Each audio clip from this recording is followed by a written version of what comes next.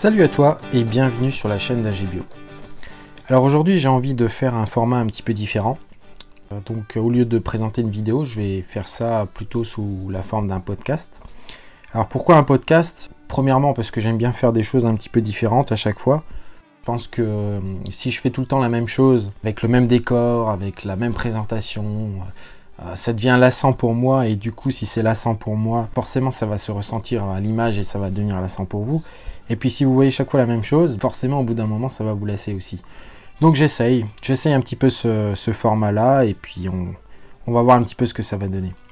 La deuxième raison, c'est que, bon, je vais pas te mentir, je suis un petit peu malade et je tousse beaucoup. Donc par conséquent, je risque de faire pas mal de coupures dans ce podcast et ça sera plus facile pour moi de couper un fichier audio que de séparer chaque fois des éléments vidéo. Donc voilà les deux principales raisons. Une fois que ça c'est dit, j'ai envie d'évoquer un sujet, à savoir l'écologie. Alors l'écologie, c'est un terme qui a été créé, il me semble, dans les années 1800 et quelques. Je te dis tout de suite, hein, cette vidéo, ça va être très...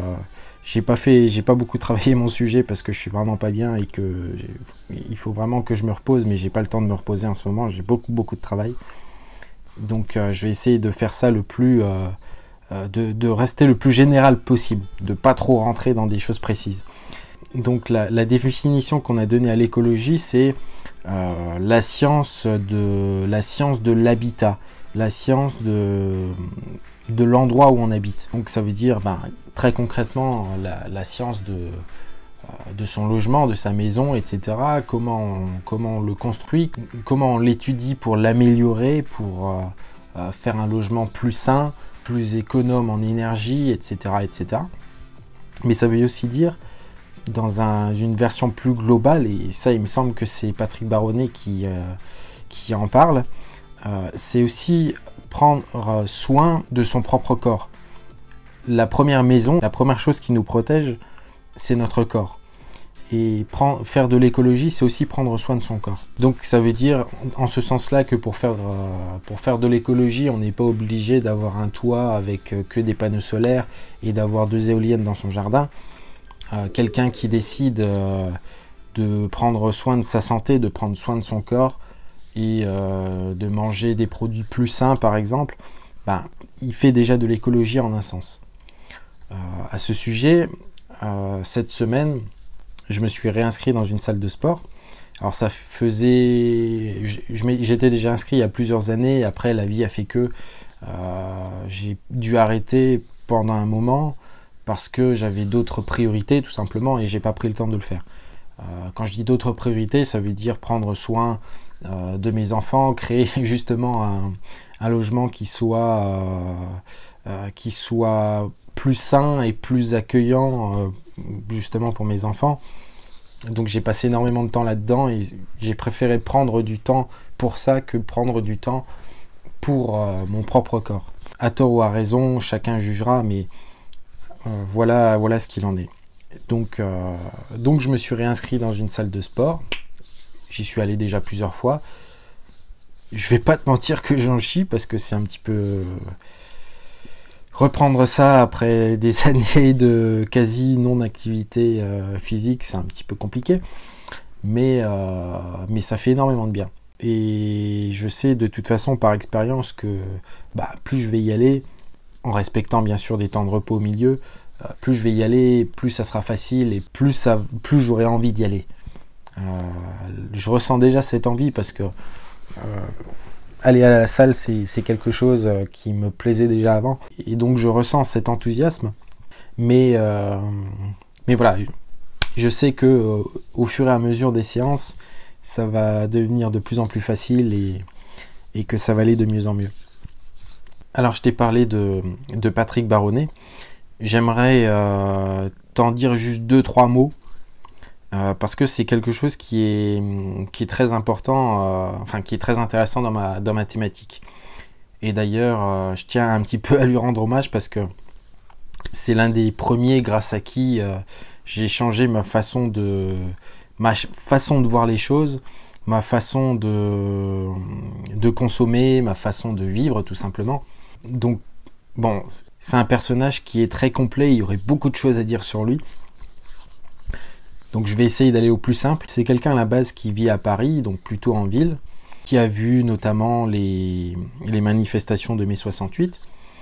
Et lui, il s'est dit, un truc très simple, c'est que au lieu d'aller marcher dehors et faire des manifestations contre le nucléaire pour rentrer chez soi le soir à la maison et allumer sa télé, allumer sa lumière, faire tourner sa machine à laver, qui sont tous reliés à EDF, qui est alimenté par les centrales nucléaires.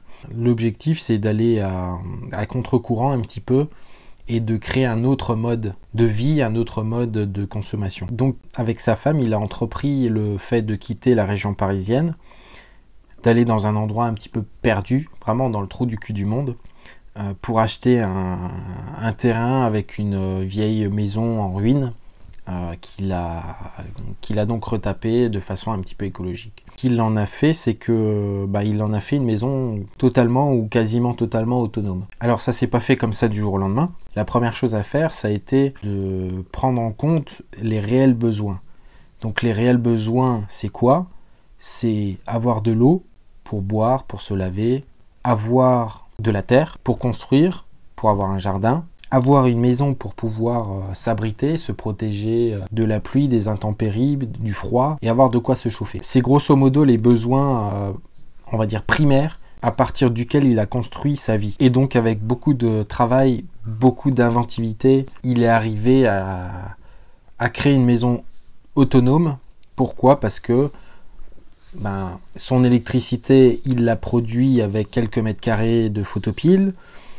Son eau chaude et une partie de son chauffage, c'est du solaire. Et quand je dis du solaire, c'est pas des panneaux solaires, c'est une serre à coller à la maison qui, en hiver, quand il y a du soleil, vient réchauffer les murs extérieurs de la maison et du coup peut réchauffer un petit peu l'intérieur en ouvrant la porte. C'est un ballon d'eau chaude qui vient directement prendre ses calories des rayons du soleil.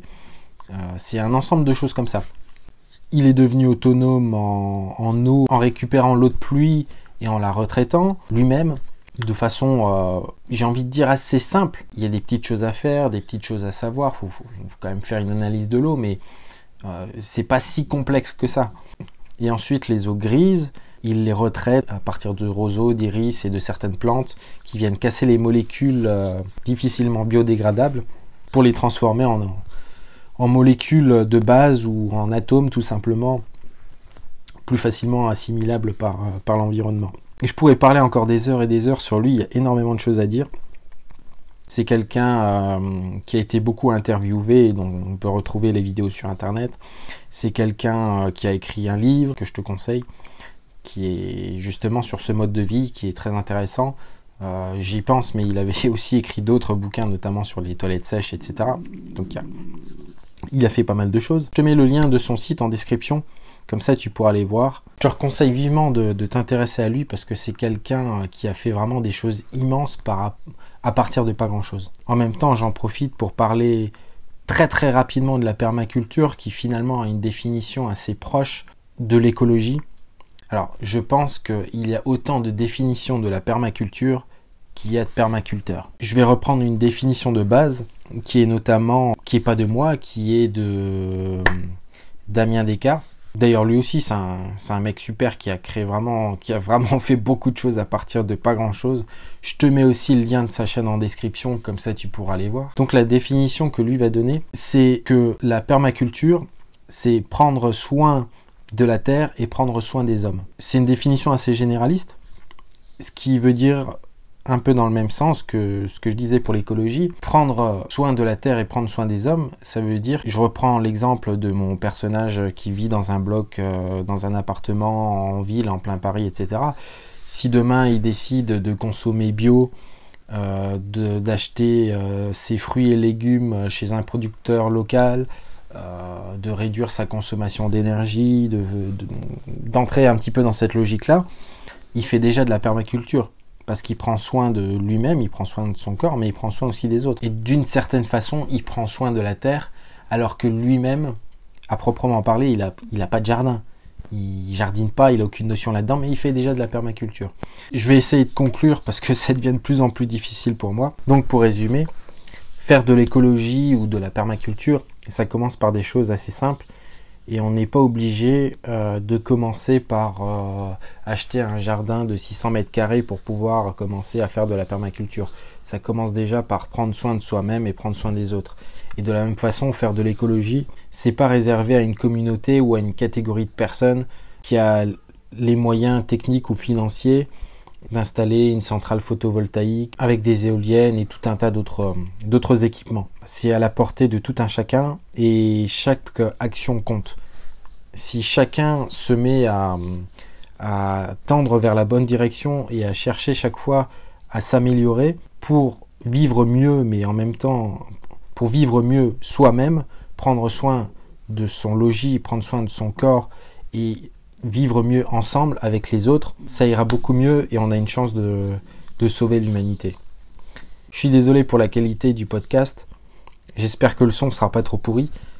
J'essaie de faire ça dans les meilleures conditions possibles, mais c'est pas toujours évident. Si tu regardes sur YouTube, oublie pas de liker, ça m'aide beaucoup à me faire connaître et puis ça développe un petit peu la chaîne.